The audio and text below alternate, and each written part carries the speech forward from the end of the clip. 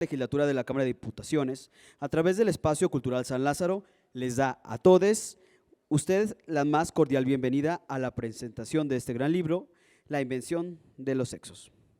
En el Presidium tenemos a nuestra diputada Diputrans Salma Luevano Luna, presidenta de la Comisión de Diversidad de la Cámara de Diputados.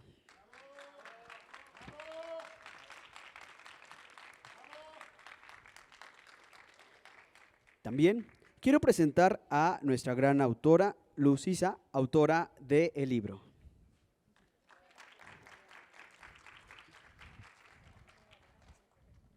A la maestra Maritza Traibadillo, secretaria de Acción Jurídica y Transparencia del Movimiento Arcoíris por México. También presento a quien hace uso de la voz, su servidor Máximo Carrasco Rodríguez, secretario técnico de la Comisión de Diversidad de la Cámara de Diputaciones. De igual forma, agradecemos a todas las personas que nos acompañan en este día y comenzaremos con un gran mensaje de bienvenida a cargo de nuestra diputrans, Salma Luevano Luna.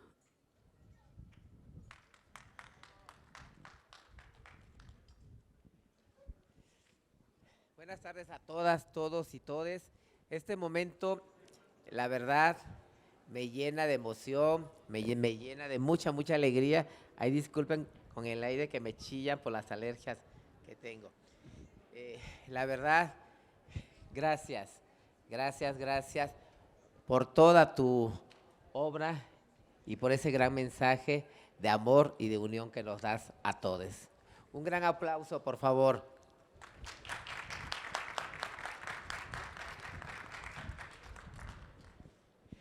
Me llena de mucha satisfacción el poder estar en esta presentación del libro La invención de los sexos.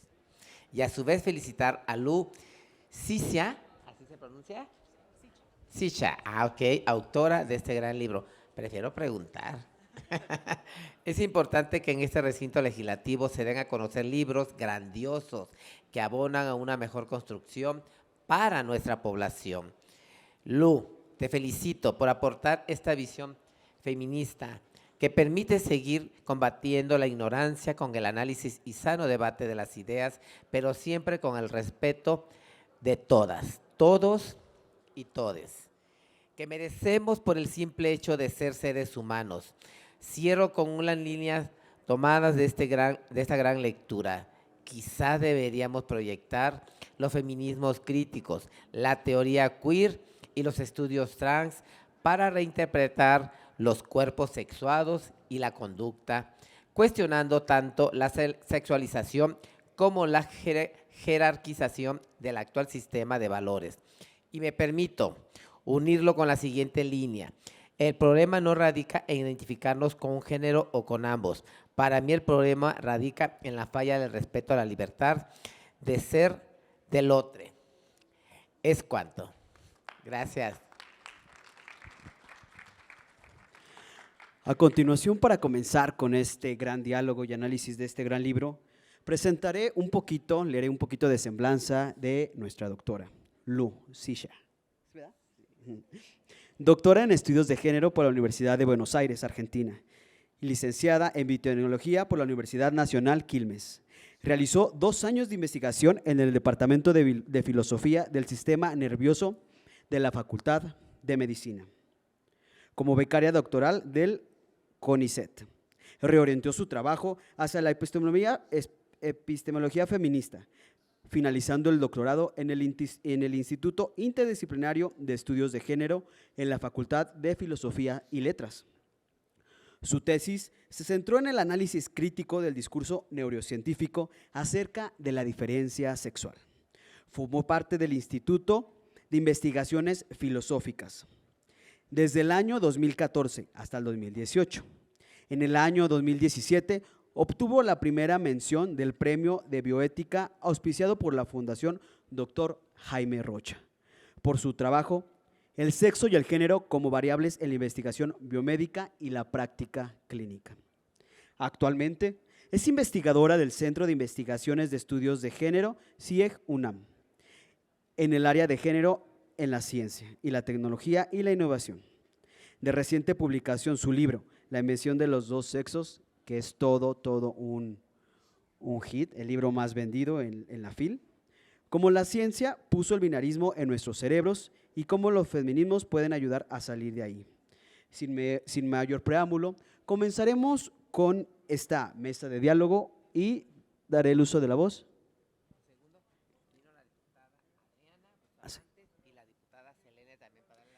Claro que sí. Damos la bienvenida, por favor, a nuestras diputadas Adriana Bustamante, para quien pido un fuerte abrazo.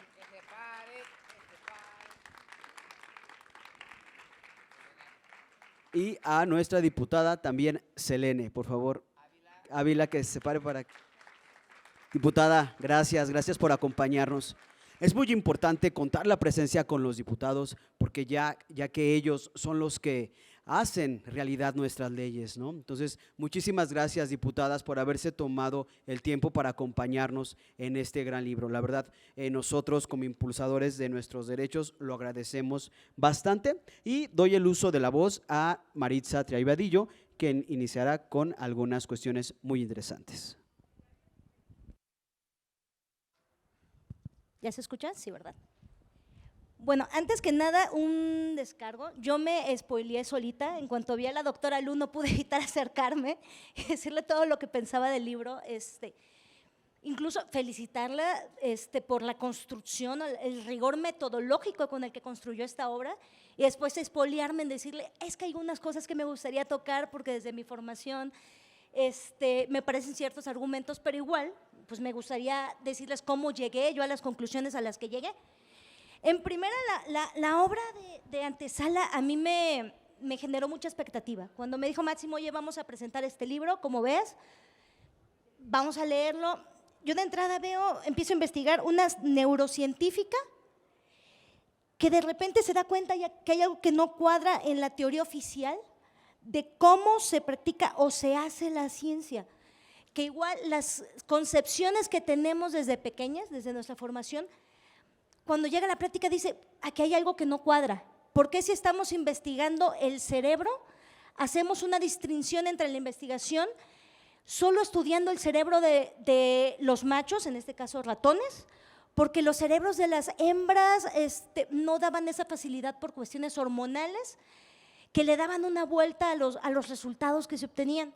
Y ella empieza y dice, a ver, vamos a empezar a investigar.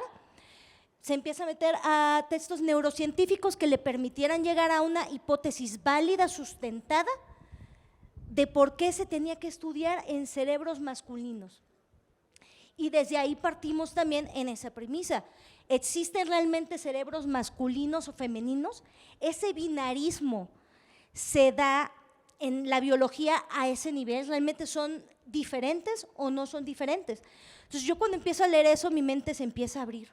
A ver, realmente, desde el punto biologicista nos hemos cuestionado eso. Y empiezo a leer y me doy cuenta de algo que a lo mejor todos de alguna manera sospechamos o inferimos, pero no nos hemos puesto a analizar realmente. Cómo esa formación androcéntrica que nos crea subjetividades y nos las refuerza, nos lleva a pensar que realmente existe un cerebro binario que determina a priori o causalmente características para un sexo u otro.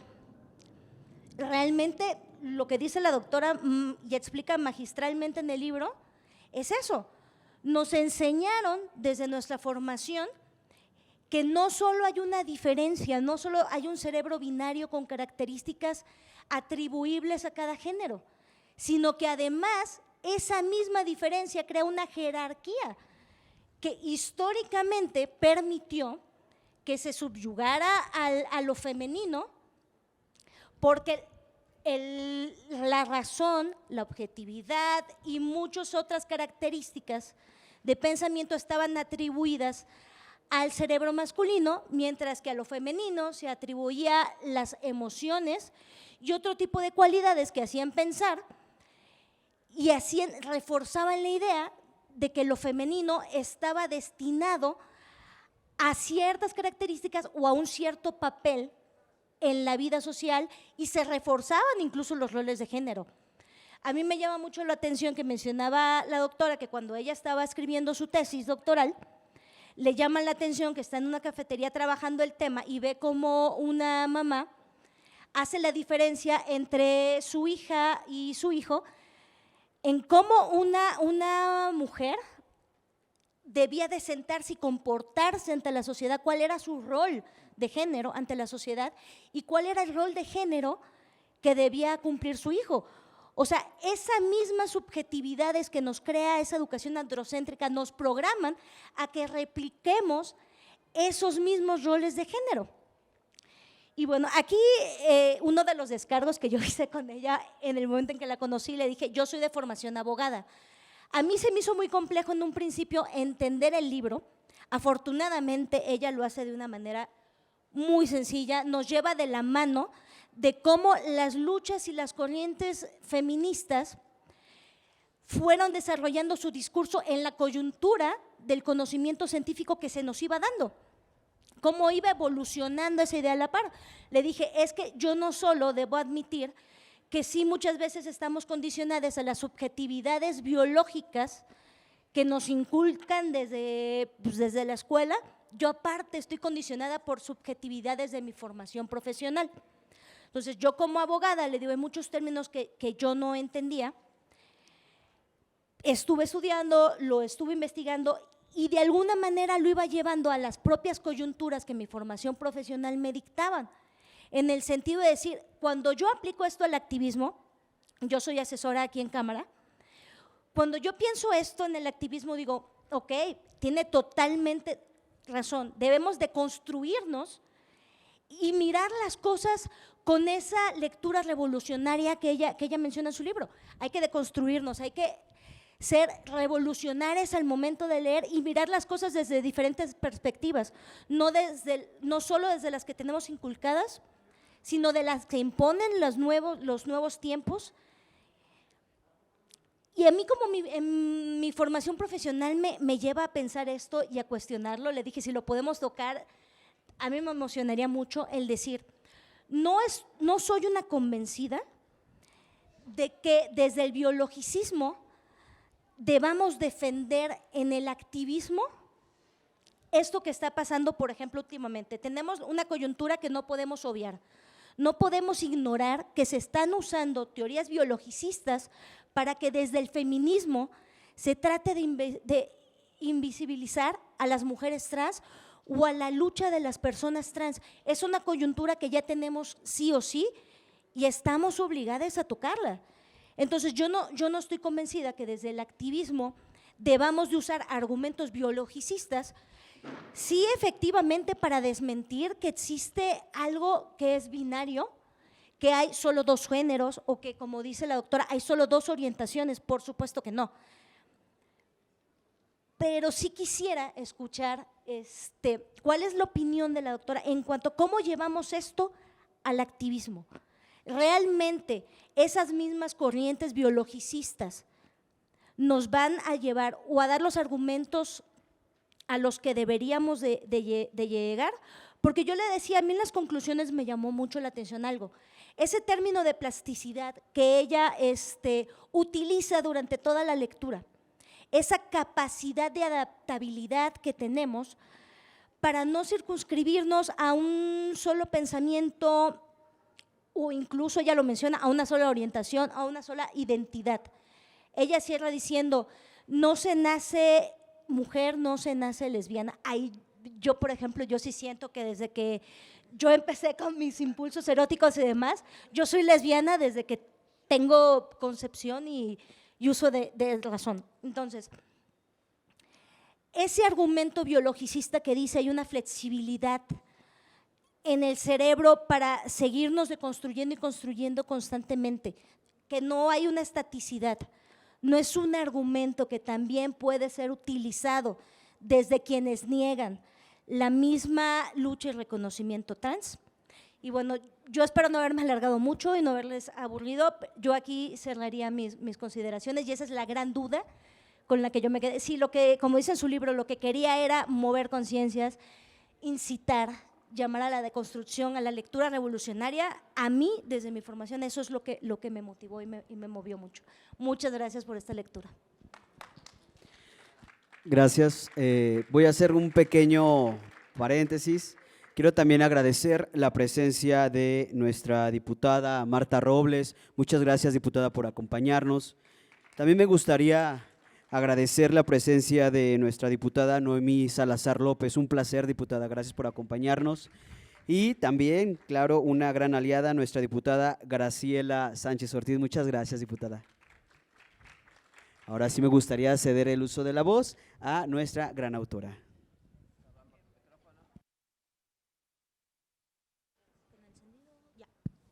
Fenomenal.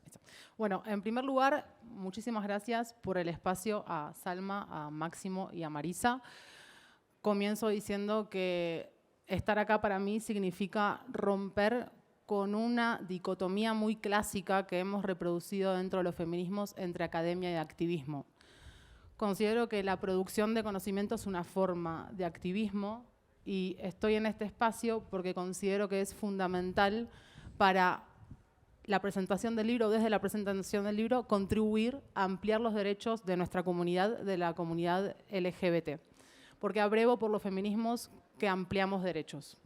Eso es el primer comienzo y lo hago desde un activismo que no está vinculado directamente con ningún partido político, pero sí con compañeras, compañeros y compañeras que militan en distintos partidos y organizaciones porque tenemos un fin común y es justamente esto, el respeto al primer derecho humano, que es el derecho a la identidad. Dicho esto, voy a retomar un poquito lo que nos trae Marisa con sus dudas. ¿Maritza? Maritza, que dijiste un montón de cosas. Pero voy a comenzar diciendo algo fundamental y es que, como dice Maritza, yo en realidad soy neurocientífica, y digo en realidad porque también parece que hay una dicotomía entre lo que llamamos ciencias duras y ciencias blandas. Y fíjense que todas estas dicotomías suelen estar generizadas, vinculadas con los géneros, ¿no? Entonces, lo duro nos remite a una masculinidad que no es cualquier masculinidad. Hablamos de una cis masculinidad blanca, adulta y heterosexual. Una masculinidad que se erige como sujeto epistémico. ¿Qué quiere decir? Como la única autoridad para validar el conocimiento. Entonces, pareciera que las neurociencias están disociadas de epistemologías feministas. ¿Por qué? Porque pareciera que en la ciencia está la objetividad, que no está permeada por nuestras prácticas sociales y que las epistemologías feministas son fanatismos que niegan la realidad de los cuerpos y que entonces obstaculizan el verdadero conocimiento. Esto es falso, sustentado históricamente, porque si en algo han aportado las epistemologías críticas, no solamente feministas, las epistemologías críticas que empiezan con epistemologías críticas desde la sociología de la ciencia, lo que han aportado es decir que la ciencia es una práctica social más, que las personas que hacemos ciencias estamos mirando con ciertos valores aquello que vemos. Y eso no solamente compete al comportamiento humano, también cuando hablamos de las matemáticas incluso. Y con esto, por supuesto, no quiero decir que el número 7 es machista, ¿no? No somos tan básicas como eso. Lo que queremos decir es que las teorías que son validadas en ciertos contextos históricos, no en cualquier momento. Y esa validación siempre es funcional a cierto sistema de creencias. El trabajo que yo hablo digamos, lo que elaboro en el libro, es el sistema de creencias que se desarrolla desde la modernidad. Y es un sistema de creencias que va a estar muy vinculado a cómo estamos entendiendo los cuerpos. ¿Por qué? Porque este sistema de creencias va a fundarse en una lectura mecanicista del mundo y al mismo tiempo de lo que somos. Y en esa lectura mecanicista va a haber una justificación biológica que va a fungir como determinante de nuestra forma de vivirnos. Entonces, la justificación biológica clásica es que la posibilidad de gestar va a condicionar a esas personas al espacio doméstico. ¿Por qué? Porque las personas que tengan pene y estén vinculadas con la masculinidad van a ser las optimizadas para estar en el espacio público. Ese es el discurso científico lineal moderno. Digo lineal porque lo pueden encontrar en textos clásicos y que se van a, sobre todo, a dar a conocer en el siglo XIX, como por ejemplo el texto del psiquiatra Moebius, que escribe La inferioridad mental de la mujer. No tenía muchos tapujos, digamos, el título, y fue 8 veces reeditado. Filósofos renombrados y científicos renombrados hicieron una suscripción a esta premisa y buscaron argumentos para validarla. Por supuesto que los argumentos no estaban sustentados empíricamente. Lo que se hacía era, a partir de una genitalidad, predecir lo que ese cuerpo podía o no podía hacer. Y esto lo digo porque hago un recorrido histórico para llegar al actual discurso neurocientífico, porque pareciera que ese discurso ahora sí es objetivo. Pareciera que ese discurso ahora sí trata de acceder a un verdadero conocimiento. Y sin embargo, si lo analizamos desde dentro de las neurociencias, que es de donde vengo, vemos sesgos anacrónicos, vemos las mismas premisas enmascaradas en técnica y tecnología. En vez de hablar de la inferioridad mental de la mujer, hablamos de la optimización de los cerebros de las cismujeres para la fluidez verbal. Entonces, pareciera que eso es una virtud. Pero cuando analizamos históricamente de dónde viene esta fluidez verbal, remontamos a Moebius, aquel psiquiatra que escribió La inferioridad mental de la mujer, y decía: la mujer, incapacitada para la fuerza física y las pruebas de hecho, no le queda otra arma más que la palabra. Y lo que encontramos hoy en el discurso neurocientífico, el que el cerebro de las cismujeres está optimizado para la fluidez verbal. Con esto no queremos decir, las personas críticas del discurso neurocientífico, que hay una comunidad deliberada de gente haciendo ciencia y que lo que pretende es el mal. Lo que pretende es inferiorizar o suscribir a la inferiorización de la cismujer heterosexual fundamentalmente, y por supuesto de la comunidad LGBT, donde también hay mujeres. No es obviamente eso lo que sucede. Lo que sucede es que esos mismos científicos, científicas y científiques reproducen esos sesgos porque en su propia formación académica, y adhiero a la formación mía como biotecnóloga, no vemos historia de la ciencia. Entonces somos incapaces en nuestra formación de tener una concepción crítica de aquello que estamos tratando como un axioma. Las ya observadas diferencias comportamentales entre cisvarones y cismujeres. Entonces, con esas ya observadas diferencias comportamentales, se van a buscar correlatos neurológicos para justificarla. Y esos correlatos entenderse como la causa. Entonces eso es por una diferenciación de los cerebros prenatal, presocial. Las concentraciones de testosterona más elevadas en personas con pene masculiniza sus cerebros. Y esa masculinización va a dar una suerte de capacidades cognitivas conductuales específicas para la cismasculinidad. Digo esto porque les invito a hacer un experimento mental, pero que lo hagan de verdad. Si cerramos los ojos y nos imaginamos que nacemos en una isla donde no conocemos a otros miembros de nuestra especie y donde simplemente vamos creciendo y empezamos a observar nuestra anatomía, es muy común que la gente suele pensar, en el imaginario solemos pensar, que viendo una genitalidad en esas condiciones, automáticamente una va a decir mujer, hombre. ¿Dónde está la identidad ahí? ¿En esa genitalidad? Si yo nazco en esa isla, sin socializar con nadie de ustedes, y me veo la genitalidad, ¿está en mis genes? ¿Dónde está esa idea de ser mujer, de ser varón, de ser no binaria? Digo esto porque la idea de que una genitalidad determina la identidad tiene que ver justamente con la historia de este discurso que les estoy contando.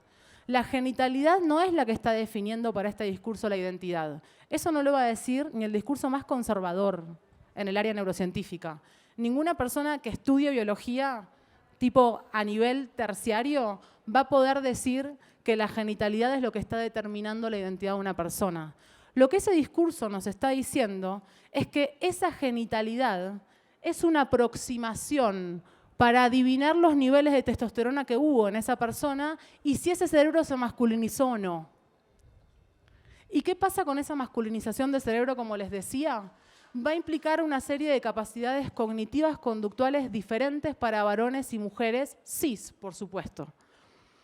En esa cismasculinidad, el cerebro va a estar optimizado para la capacidad de abstracción. Es decir, que tengamos para este discurso una sobrerepresentación de cisvarones ingenieros no es, como decía Maritza, por la crianza, por las referencias, por las prácticas de género que tienen que ver con la inculcación de roles. Para este discurso es natural, es innato. Y esta premisa es muy fuerte, porque lo que quiere decir entonces es que al mismo tiempo que el cerebro del cisvarón estaría optimizado para estas habilidades que tienen que ver con la capacidad de abstracción, dijimos que el cerebro de la cismujer estaría especializado para la fluidez verbal, para hablar. Esto tiene que ver con la empatía y con el cuidado.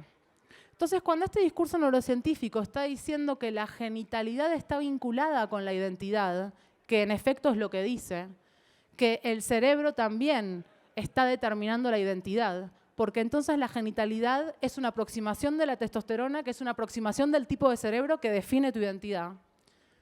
Esa definición de la identidad lleva implicada diferencias cognitivas. Si una persona dice que nace hombre o nace mujer, está diciendo que tiene un cerebro de hombre o un cerebro de mujer, porque ahí está la identidad, no en la genitalidad. Y esos cerebros supuestamente naturales están jerarquizados, porque todo lo vinculado con la cismasculinidad es lo que vale más. Porque este cerebro neurocientífico, este discurso neurocientífico también nos dice que el cerebro de los cisvarones es lo que los predispone a la agresión, a este juego de la lucha por los roles en la reproducción, el macho cazador. Y a la cisfeminidad, ese juego con la muñeca es su inclinación a las tareas de cuidado.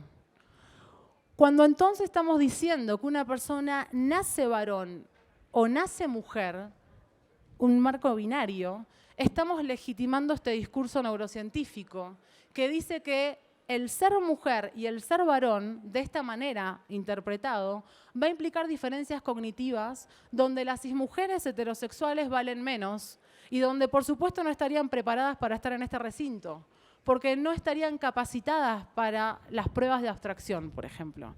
Entonces tendrían que dar cuenta de un cerebro masculino en tal caso.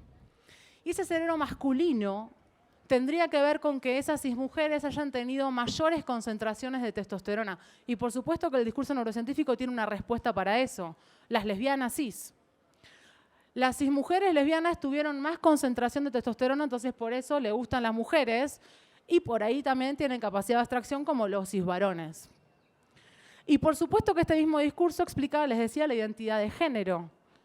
Que haya varones trans parecería que tiene que ver con este exceso de testosterona también en el estadio prenatal. Pero lo que es interesante ver entonces es que, fíjense, para este discurso neurocientífico, identidad de género, orientación sexual y capacidad cognitiva están intrínsecamente relacionados. Es decir, que para este discurso, los cerebros serían por defecto, por los roles en la reproducción me refiero, cis, heterosexuales y con capacidades cognitivas específicas, donde el cisvarón está hecho para el espacio público y la cismujer para el espacio doméstico. Lo grave entonces de defender una premisa biologicista para cualquier instancia es que se termina recayendo en esta lectura jerárquica y donde, por supuesto, los cerebros de la comunidad LGBT somos leídos como cerebros desviados que tuvieron alguna falla en esas concentraciones de testosteronas prenatales. Y esto implica también a las cis lesbianas, implica mucho a las personas que también asumen que quizás nacen con una sexualidad y con una identidad de género, y acá yo lo digo siempre, respeto cómo las personas se viven, pero lo digo siempre también, por ahí comparto mucho más cómo una cismujer heterosexual me dice que no nació así, que hubo una trayectoria vital, que tiene un compromiso con esa identidad, no la hace menos auténtica, pero que entiende que no nació así y se identifica así, tiene vulva y se identifica mujer y su sujeto de deseo son los hombres, que quizás con personas de la comunidad LGBT que me dicen que nacieron así. Porque si me dicen que nacieron así, estamos hablando de un cerebro que causa lo que somos. Y si hablamos de que hay un cerebro que causa lo que somos, estamos legitimando que hay una jerarquía de los cuerpos donde la cismasculinidad blanca heterosexual es la que más vale. Y todo el resto de cerebros estamos infravalorados. Y ese todo el resto incluye a las cismujeres heterosexuales, no es solamente la comunidad LGBT. Entonces, lo que es paradójico es la fragmentación para discutir y para criticar este discurso neurocientífico. Porque el mismo discurso neurocientífico que patologiza a la comunidad LGBT inferioriza a la cismujer heterosexual. El mismo discurso que nos dice que nacemos mujeres u hombres está diciendo que hay una jerarquía en eso de mujer u hombre, que el hombre es naturalmente agresivo, que la mujer es naturalmente cuidadora y que el fundamento son los roles en la reproducción. Y por supuesto, de vuelta, traigo el argumento del macho cazador y la hembra cuidadora, porque si estudiamos la arqueología de género, vemos que esa idea está completamente deslegitimada, porque se vio que en la cultura cazadora-recolectora, lo que hoy llamamos cismujeres, cazaban en la misma proporción que los cisvarones. El cambio en esas actividades tuvo que ver con la transición de culturas cazadoras-recolectoras a culturas agrícola-ganaderas. Lo que quiero decir con esto es que no hay un cerebro que cause algo tan complejo como la actividad social, como la identidad de género y como la sexualidad. Y esto nos lleva a un argumento fundamental, que por eso decía que el biologicismo es irrecuperable. El argumento fundamental del discurso neurocientífico es que existen dos cerebros. Hay estudios que invalidan esta idea por lo que traía Maritza, por la gran plasticidad que tenemos, por la capacidad con la que aprendemos. Los cerebros no son susceptibles de ser categorizados de acuerdo a dos categorías. Entonces hay una propuesta de una neurocientífica israelí que se llama Daphna Joel y habla de los cerebros mosaico. Cada cerebro es una combinación única de factores.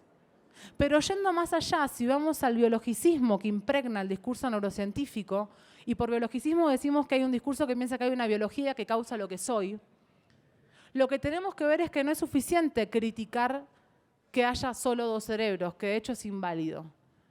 También necesitamos criticar o cuestionarnos qué nos puede explicar el cerebro como agente causal. Entonces, volviendo al experimento mental que les proponía, evidentemente es autoevidente que si no hubiera relaciones sociales y fuéramos internamente definides, no habría una genitalidad vinculada con la idea de ser mujer y varón. Porque eso no es un hecho natural y eso no lo hace menos auténtico. Es un hecho social, atravesado por las relaciones sociales. Y hoy la identidad de género es un factor que contribuye a que seamos reconocidos, como muchos otros, como los procesos de racialización, como la edad, como la etnia. Fíjense que todos los factores que son fundamentales para nuestra identidad son factores que implican privilegios u obstáculos. Y eso es muy, pero muy relevante para criticar el discurso neurocientífico. El biologicismo es irreconciliable con lecturas críticas que estén en contra de la jerarquización de los cuerpos. Porque el biologicismo es intrínsecamente, clásicamente, el objetivo intrínseco, digamos, es jerarquizar los cuerpos. Entonces, el problema no es que hay dos formas biológicas y que están jerarquizadas. El problema es que para dar continuidad a una lectura de los cuerpos jerárquica en clave moderna, se articula la idea de dos formas biológicas, que de ninguna manera reflejan nuestra realidad. Porque cuando vemos en términos moleculares hoy lo que somos, vemos diversidad y multiplicidad. Eso por un lado, porque la diversidad y la multiplicidad biológica no quiere decir que explique causalmente la multiplicidad y diversidad identitaria. ¿Por qué? Porque la biología no causa lo que soy. Entonces, por otro lado, lo que tenemos es que el cerebro no es nuestra mente. Cuando me preguntan, ¿cómo que no? Bueno, una cosa es decir que el cerebro es necesario para nuestra mente, pero de ninguna manera es suficiente. Porque nuestros estados mentales, que implican verbos psicológicos como sentir, desear, creer y amar, no se pueden explicar a través de neuroimágenes. Porque esos verbos psicológicos tienen sentido relacional. Entonces nuestra mente es no nuestro cerebro, nuestro cuerpo en el mundo. Nuestro cuerpo relacionándose con otros. Y hay algo fundamental que hay que precisar. La identidad no es individual en un sentido interno, que yo estoy sola en la isla y de repente me identifico de afuera, o sea, como que cayó de la nada. Por supuesto que no. Ese sentido identitario es colectivo. La identidad es relacional, pero eso no quiere decir que no sea singular. Acá hay una diferencia entre lo individual y lo singular. Lo individual remite a una idea neoliberal de la identidad, donde pareciera que puedo ser independientemente de otros. La singularidad nos está diciendo que soy en un tejido social. Y esa trayectoria que soy tiene sentido siempre relacional. Y hoy el marco que nos hace reconocibles es, entre otras cosas, atravesado por el género. Y la identidad de género no implica opresión para nadie. Lo que implica opresión son los roles de géneros que vinculamos a las genitalidades. Lo que es opresivo es pensar que una genitalidad me predispone al cuidado, me predispone a la agresión, me predispone a pensar o a la capacidad de abstracción. Eso es opresivo. La identidad tiene que ver con algo más complejo, que es mi forma de estar en el mundo. Tiene que ver con deseo. Y ese deseo no se circunscribe a ningún tipo de red neuronal. Y por supuesto no está delimitado por ningún tipo de genitalidad, que en último término es lo que el discurso neurocientífico dice, que opera como aproximación para saber mi cerebro. Entonces, mi genitalidad no determina, o sea, mi identidad por dos motivos. El primer motivo, porque ni siquiera hay dos cerebros. Y el segundo motivo es que por si los hubiera, o hay millones, no me importa, porque en el cerebro no se ve la identidad de una persona. Porque eso está atravesado por el deseo. Está atravesado por verbos psicológicos que no pueden ser reemplazables por descripciones neuroquímicas. Porque si a una persona le preguntamos ¿por qué te sentís mujer?, no puede contestar porque mis concentraciones de serotonina están en 5 nanomoles y se relacionan con las bajas concentraciones de dopamina. Eso no va a ser posible nunca. El lenguaje mentalista es ineliminable. Lo que te hace sentir mujer, varón y no binaria está atravesado por las relaciones sociables que implican afectos, que implican estos verbos psicológicos que no son reductibles a ninguna descripción biológica, por más exhaustiva que ésta pueda ser con el avance de la neurociencia o de cualquier biología. No hay dato biológico que prediga cómo una persona se vive y cómo una persona va a desear y ser deseada. Me extendí un montón en tu comentario. Pero... Muchas gracias, Lu. Nos ha encantado todos los posicionamientos que das. A mí algo que me gustó muchísimo cuando empecé a leer tu libro es sobre todo que también te detienes en hablar un poco de las personas intersexuales, ¿no? Tema que, bueno, refiero un poquito. Las personas intersexuales son aquellas personas que nacen con ambos géneros, se podría decir así. O sea, puede ser, por ejemplo, una persona que tiene desarrollado el aparato reproductor masculino, pero pues en realidad también tiene ovarios, etcétera, ¿no? Y me gusta la reflexión que haces, porque dices, habla sobre la intervención quirúrgica que se hace en los bebés de las personas intersexuales, ¿no? Donde dices, la intervención quirúrgica y hormonal a los bebés intersex no se debe a que corre a riesgo la vida de estos pequeños, se debe al discurso patologizante de los médicos, de decir, no, tienes que ser o hombre o tienes que ser o mujer, hablado desde el sentido totalmente genitalista, ¿no? Y ahí es donde, o sea, dije, qué padre que se toque este tema, porque es un tema que también nos da a connotar que en verdad si nosotros nada más miráramos nuestros cerebritos, todos los que estamos aquí sentados, sin poder ver nada más del cuerpo, quitaríamos el tema de diferenciar a las personas por sus genitales, ¿no? Y se me hace súper, súper interesante cómo este es un boom de ideas, pero más aún ahí, para las personas, yo me identifico como hombre trans, porque soy un hombre trans, pero para las personas trans nos da muchísima luz y agradecemos mucho, yo sobre todo agradezco mucho el que te hayas tomado el tiempo para hacer esta gran investigación, que desde que está en tu portada lo refieres, ¿no? ¿Por qué tenemos que siempre estar en el binarismo, ¿no? Y por qué también para nosotros es súper importante saber, y sobre todo que desde la construcción, desde los ensayos clínicos y todo este movimiento de poder estudiar los cuerpos se hace con mucho sesgo, ¿no?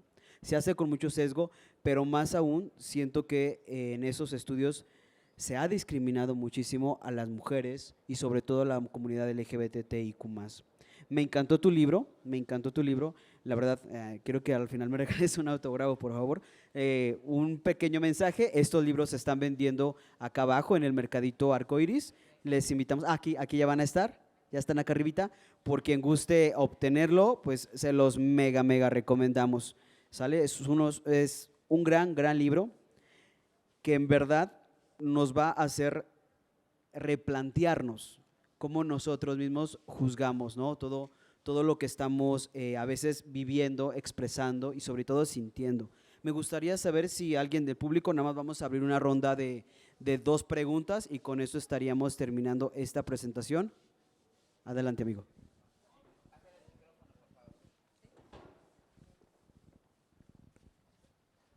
Gracias. Hola Lu, ¿qué tal? Oye, mira, yo tengo una como cuestión seria, justo y en defensa un poquito del biologicismo. Yo pensaba, no todo el biologicismo es como tan reduccionista. Yo creo que ese es un biologicismo más bien neodarwiniano, ¿no? Tenemos nuevas posturas contemporáneas, como sería la Evo-Devo, como sería DST, como sería la epigenética ampliada, que sí está tomando en cuenta como una serie de factores que va construyendo los organismos y que sabe que no hay esta reducción binaria nunca, incluso en toda la naturaleza, ¿no? Por supuesto que en los humanos, siendo mamíferos, estamos incluidos ahí. Más bien yo tengo esta duda. Todas las personas que hemos estudiado ciencias biológicas a nivel licenciatura, a nivel posgrado, sabemos que el sexo no es tan absurdamente simple como la sociedad lo ha tratado de retratar siempre, pero siempre lo he notado, es a partir de las personas que estudian una licenciatura estudiando los fenómenos biológicos. Lo que tú aprendes en prepa, en secundaria, en primaria, es esta reducción terrible y absurda de ideas que siempre cae en binarismos. Y bueno, las teorías contemporáneas de las que yo te hablo son teorías que ya llevan al menos 50 años en experimentación, ¿no? Generando datos empíricos. Mi duda, al menos con respecto a la educación en México, es: ¿tú por qué crees que no hemos podido dar este salto para seguir en estas reducciones simplistas y meternos más de lleno en una biología un poquito más compleja, no a nivel profesional, pero sí poder enseñarle a todas las juventudes, a todas las infancias, que la biología no es tan simplista como la que les enseñaron a sus papás y a sus abuelos? ¿Crees que tiene que ver más bien con un juicio de valor en donde las personas encargadas de llevar a cabo los planes de estudios en México no han querido dar ese paso, no han querido estar enterados de la complejidad biológica real y que hay juicios de valor detrás que no nos permiten dar un salto a poder tener interacciones más incluyentes? Gracias. ¿Puedo contestar esta? Sí. ¿Tu nombre? Alo, ahí va. Alo. Muchísimas gracias, Alo, por tu intervención. Acá haría 2 precisiones. Una es, suscribo totalmente que la categoría sexo no es una categoría transparente. En filosofía de la biología es un tema de discusión en todas las especies, digamos, no solamente la nuestra. Está como complejizada por una multiplicidad de variables que se pretende que aparezcan de manera coherente, y eso no sucede, y tampoco sucede que el sexo sea una clase natural. ¿Qué quiere decir? Que cuando hablamos de la biología de una persona no estamos describiendo rasgos estáticos que no cambian a lo largo de la historia y a nivel poblacional. ¿Por qué? Por la plasticidad. Una plasticidad que no es solo cerebral, sino de todo el cuerpo. Cuando hago una crítica al biologicismo, yo ahí en el libro defino el biologicismo como la asunción de que una biología causa un estado mental. Entonces ahí no estoy hablando de rasgos biológicos en general, sino de pensar que hay una biología que a mí me permite predecir cómo una persona se va a sentir. Eso ya es más complejo porque nos metemos con filosofía de la mente y con este lenguaje mentalista que no se puede reducir a lo biológico. Por eso mi crítica radical al biologicismo, porque el biologicismo es el paradigma de la ciencia moderna donde la mente es reducida al cerebro. Y el otro punto que plantea Alo es fundamental, y yo diría que ahí no es una cuestión de México, sino es más bien estructural. Es mantener cierto tipo de disciplinas en un lenguaje críptico. Y esto lo vemos en nivel posgrado. Si vos vas, yo doy clases en el posgrado de estudios de género de la UNAM, y tengo personas que están haciendo una maestría y que vienen en general de ciencias sociales y humanidades. Les doy un texto de neuro y lo primero que me dicen es: no voy a entender nada. Eso no es casual, es que estuvieron toda la vida ajenas esas personas a la producción de conocimiento en biomedicina. Y empiezan desde la primaria con un reduccionismo explicativo que no es simplificar, es sesgado. Porque como vos decís, no está simplificando el conocimiento porque llegamos a la misma vía entendiendo que el sexo es así, la genitalidad externa. Eso es sesgado, es mal conocimiento, inadecuado. Entonces, ese conocimiento sesgado es un sesgo androcéntrico. ¿Por qué? Porque el androcentrismo está manteniendo esta dicotomía entre lo duro y lo blando. Y lo duro vale más, cuesta más.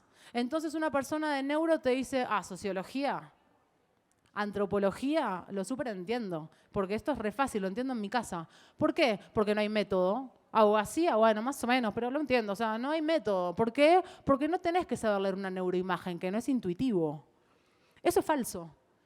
Me metí a estudiar filosofía, siendo biotecnóloga y neurocientífica, y me costó un chingo, hablando mal y pronto como dicen acá. ¿Por qué? Porque es muy complejo. Y la complejidad no es que no existen esas disciplinas. La anulamos pensando que son sencillas para jerarquizar el conocimiento. Y eso es lo que mantiene la biología de una ingenuidad de primer grado, incluso en personas con posgrado. Porque pareciera que no pueden acceder a eso si no son de biotecnología o de biología. Cualquier persona puede entender un texto biomédico, hay entrenamiento para eso. Como cualquier persona puede entender un texto de sociología, antropología o fisiología si se entrena. Entonces, no es un problema de México, es un problema estructural de un sistema de valores androcéntrico que jerarquiza cuerpos y esa jerarquización de cuerpos se proyecta en la estructuración de la vida social. En qué disciplinas valen más y en qué disciplinas valen menos. Prohibir el conocimiento biológico o sesgarlo es parte de este sistema de valores androcéntrico. Entonces, para cambiarlo, hay que complejizar la biología y te diría, menos mal que tocaste, por ejemplo, la prepa. Vamos a la medicina. Vos hablas con gente de medicina hoy y tenés que explicarle que las personas con vulva tenemos próstata. Y la mayoría te dice, no, es un vestigio evolutivo, por favor. De verdad.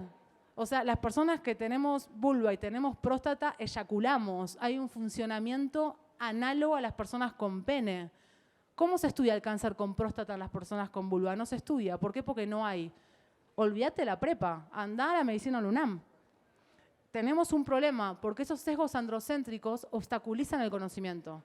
Las epistemologías críticas, feministas, abonamos por desandar esos sesgos y acceder a un verdadero conocimiento.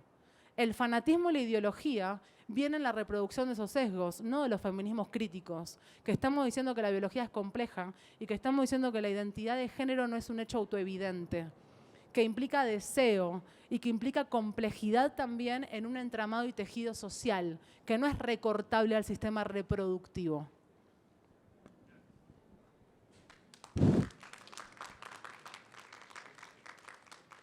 ¿Qué tal, Lu?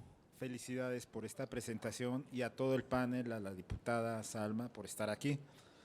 Yo quiero preguntar, uno como investigador, yo soy investigador de la Facultad de Contaduría del posgrado con maestría y entiendo muy bien, aunque es mi área, ciencias de la administración, no lo entiendo muy bien tú como bióloga, como dice mi compañero.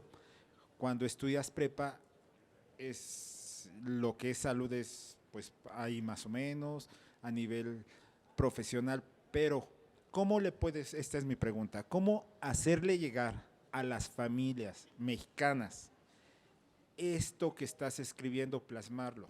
O por ejemplo, hay sacerdotes, en este sentido, que también estudiaron y tienen posgrado, pero te vas y te confiesas, es un decir, o en la homilía, y te dicen, no, esto es malo, esto, y no entienden este proceso. Hay personas, padres de familia, que no llegan a niveles de estudios de primaria, y si tienen un niño no binario, de cualquier género, no, esto es reprobable, esto discrimina. ¿Cómo hacerle llegar todo este entendimiento por cultura a las nuevas generaciones? Gracias. ¿Tu nombre? Mauricio. Mauricio, gracias por la pregunta. Mira, diría que hay dos formas que no son excluyentes, al contrario, tienen que ser simultáneas. Una es las referencias de crianza, la institución que es el colegio, ¿no? Si tenés un colegio que te sigue naturalizando roles de género, que sigue con esta biología de sesgada androcéntrica, probablemente no haya un empape o un cambio en el imaginario social. Y el otro, también aunado a que haya un cambio en el imaginario social, es la ampliación de derechos. Que haya leyes habilita a que entonces estemos entendiendo que hay otras formas de habitarnos y que evidentemente la ciencia no determina lo que somos. Y eso no es decir que tenemos sexualidades e identidades, subjetividades, corporalidades menos auténticas. Es decir, que nuestras realidades no se ajustan a este ideal sesgado androcéntrico. Entonces son estos dos caminos, la crianza, por ejemplo, a través del juego, seguimos generalizando juguetes, los colores, las ocupaciones. Eso es fundamental. El colegio es una institución que es la vigilancia de género. Es fundamental. Y al mismo tiempo, la ampliación de leyes, lo legal, porque por supuesto que en el largo trayecto va cambiando el imaginario social, porque crecemos viendo otras referencias, viendo otra posibilidad de existir. Y entonces también empezamos a cuestionar la nuestra propia. Deja de ser un hecho dado, como si hubiera una persona nacida así. Tenemos inquietudes, tenemos nuevas exploraciones, nuevos deseos y habitamos nuevas sexualidades e identidades. Entonces hay que ir por esos dos caminos al mismo tiempo. Bueno, muchísimo agradecemos, Lu, que nos hayas acompañado, muchísimas gracias. Un mensaje de despedida por parte de la diputada Salma Luevano Luna para ya cerrar este evento. Gracias. De nuevo, muchas gracias y decirles que si les gustaría, me imagino que sí, hacer después un Zoom en el cual, bueno, obviamente nuestra invitada esté y que nos pueda ayudar para poder llevar esa, como tú bien lo acabas de decir, ese mensaje de una manera más coloquial para que esto vaya creciendo, porque realmente esa es la intención de plasmar todo este conocimiento en este libro. Entonces, ya te comprometo para hacer un Zoom y porque es importante, tenemos que aprender, tener este conocimiento para que podamos replicarlo, porque es la manera en la cual nos ha permitido avanzar. Entonces, así que ya está más que comprometida, Lu. Y decirles que muchas gracias y pasemos al libro, a la foto y pues abrazarnos y a tomarnos muchas fotos. Y ahorita les paso una canastita para que echen el bolo, ¿eh? Gracias.